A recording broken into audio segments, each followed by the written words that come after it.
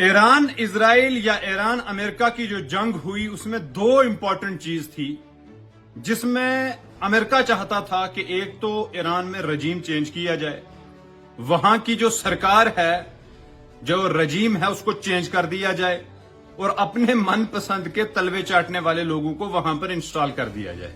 और दूसरा था न्यूक्लियर पावर बनने से ईरान को रोकना।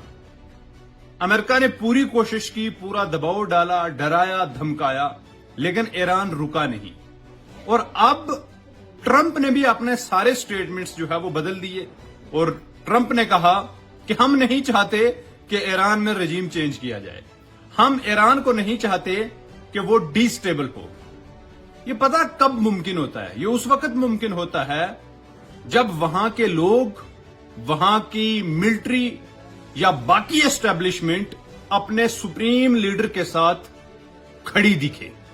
पूरी दुनिया को दिखाया है आज ईरान ने, ईरान के लोगों ने, वहां की एस्टेब्लिशमेंट ने कि हक, सच और ईमान पर खड़ा होकर रह के कैसे कामयाबी हासिल की जाती है।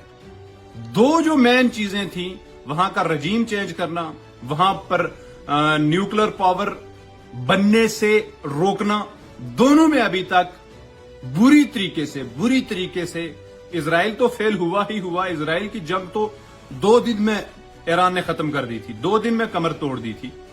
लेकिन अमेरिका भी बेबस दिखा।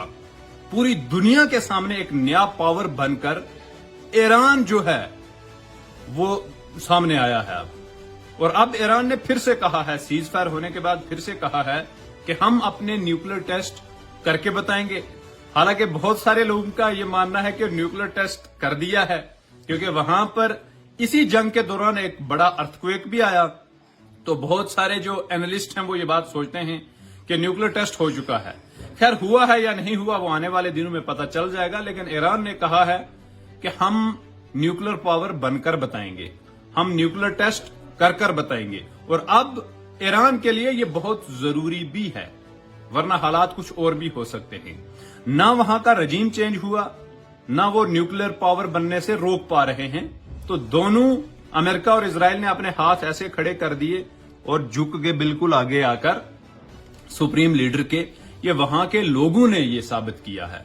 वरना रजीम चेंज करना अमेरिका के लिए कोई बड़ी बात नहीं है। चुटकी में अपना रजीम जो है वो किसी भी देश में जाकर चेंज कर सकते हैं।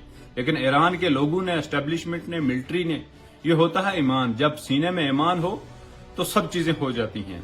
250 करोड़ मुसलमान ईरान के सुप्रीम लीडर के पीछे खड़े हैं, कुछ को छोड़कर, मुनाफिकों को छोड़कर, जो व्हाइट हाउस में जाकर चाय पीते हैं, लंच करते हैं, उनको छोड़कर बाकी पूरी उम्मत सुप्रीम लीडर के पीछे खड़ी है।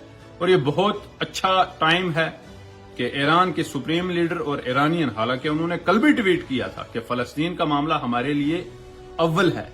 मुझे लगता है कि पूरी दुनिया को अब इस पर बातचीत करनी चाहिए। वहां पर जो कत्ल व गारत चल रही है, जो नाइंसाफियां चल रही हैं, वो रुक जानी चाहिए। और जिस तरीके से ईरान के सामने इजराइल ने घुटने टेके हैं, अमेरिका ने घुटने टेके हैं, इंशाअल्लाह फलस्तीन के उन छोटे छोटे बच्चों की दवाओं से वहां पर भी कामयाबी हक और सच की होगी। लेकिन बुरी तरीके से पिटा है इजराइल, बुरी तरीके से पिटा है अमेरिका। एक भी मिशन वहां पर वो कामयाब नहीं कर पाए।